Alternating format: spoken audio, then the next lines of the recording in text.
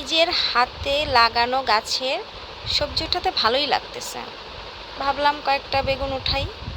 বেগুন উঠানোর পরে দেখতেছিলাম বেগুন গাছের নিচে একটা আদার গাছও হয়েছে। আর সাথে সাথে আমি দেখছিলাম অনেকগুলো বেগুনই পেয়েছি এখান থেকে। একটাই গাছ লাগিয়েছি মোটামুটি। তারপরে আমার লাগানো বোম্বাই গাছের চারা লাগিয়েছিলাম, সেখানেও অনেকগুলো মরিচ ধরেছে, বোম্বাই মরিচ, এবং সেগুলো পেকেও গেছে।